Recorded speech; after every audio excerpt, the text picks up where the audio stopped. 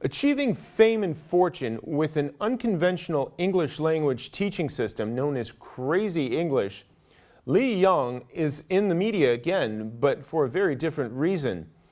Li's famous language training method incorporates yelling out the English words.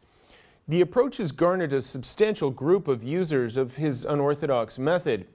The training is not unlike an evangelical gathering, as the classes are sometimes even held in stadiums. However, in August of 2011, Li's then-wife, American Kim Li, posted photos online of physical injuries she had sustained from Li Yang. In what was seen as a landmark case in terms of domestic abuse, Kim Li won custody of their children and a sizable settlement when a Beijing court awarded in her favor. Her husband had earlier referred to the abuse as no big deal and criticized her for airing dirty laundry in public. Late last year, Li Yang announced on his microblog site that he was to join the global Amway company in October to pursue success and attain a sense of achievement. Following a short stint, he recently announced his decision to quit the Amway venture, as he has made the headlines yet again. This time, Li responded to the accusations, saying that he is going to sue the web portal Sina.com for publishing fake news about him seeking prostitution services in Dongguan. If the city of Dongguan sounds familiar, it is likely due to all the media coverage surrounding the current large-scale crackdown on prostitution, drugs, and gambling the city is experiencing. So how do Chinese net users view this rather controversial figure, and what do they think can be learned from his case? To get a closer look, let's cross over to the newsroom and our researcher, Julia Liu. So first off, Julia, what's the general impression of Li from the public, and is he really that well known in China? Well, first of all, he is indeed quite famous here in China, but he's famous largely from his colorful teaching technique.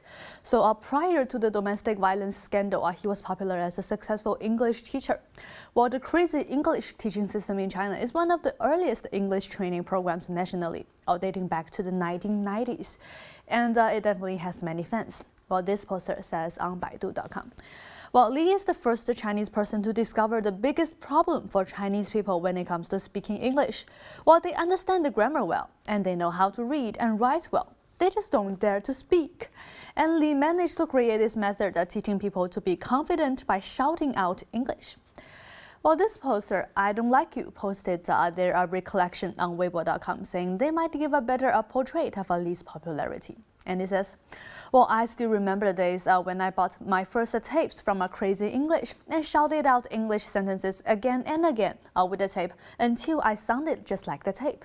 Well, I bet few kids nowadays have this persistence. But Li's public image has suffered a huge downfall after the domestic violence scandal. For example, Yi Xiaobin says on Tieba.baidu.com.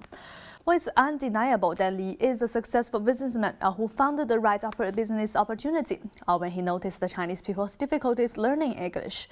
But domestic violence, it's simply unjustifiable.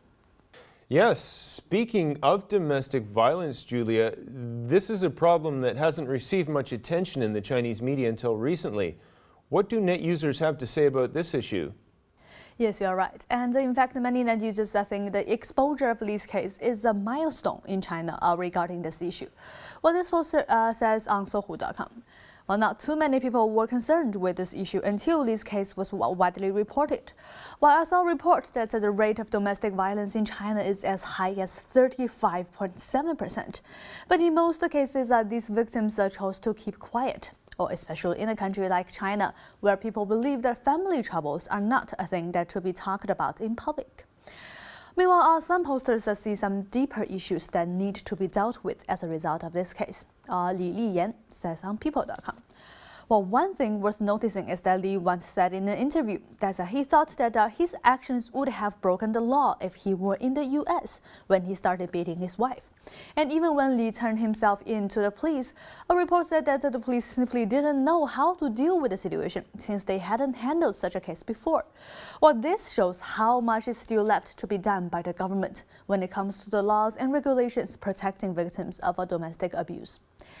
And many posters praised Li's wife, Kim, for having the courage to dare to tell the truth. While Chu Jiu says on CNFOL.com. Although equality amongst the sexes has improved in recent years in China, it still has a long way to go in China. Well, women in Chinese families are still seen as and treated as weak. And I don't think it's a coincidence that Kim, who dares to tell the truth in public, is actually a foreigner rather than a Chinese. Well, Chinese women should learn more from this independent woman who has the sense and courage to protect her own rights. Well, Julia, the fact that Kim is an American is definitely one of the reasons that have led to the attention of Li's case as well. Do net users have anything more to say about this? Yes, and actually there has been considerable debate over whether the cultural diversity between the couple contributed to the violence. Well, Li has said in several interviews that he and Kim had many conflicting viewpoints. As a result, he claimed that he didn't know why she thought of things the way she does. Well, some find it absurd, like Jill Gino, who says on 天涯到西安, "Come on, stop putting the blame on cultural differences. There's no reason to beat your wife in China." While other comments focus their concern on possible problems that can arise from marriage among people coming from two different cultures. Well, SQ1907 says on her blog, unsina.com. Well, I watched Li's interview, and there's a part where he talked about his differing opinions with his wife. Well, for instance, Kim had asked him to temporarily stop working because their daughter was sick. Well, he apparently didn't understand what was wrong with him just continuing to make money to support the family. Well, I'm married to a Canadian man myself. I do know clearly what Li is talking about. The people raised in Western cultures put more emphasis on family. While in China, men who go home directly after work are sometimes seen as not working hard enough. Well, finally, this poster Xue Yong has this take on ycwb.com. Well, cultural differences seems to have become an all-purpose excuse when people are trying to defend their behavior. But while we are part of a culture, we are also one of the forces to change our culture.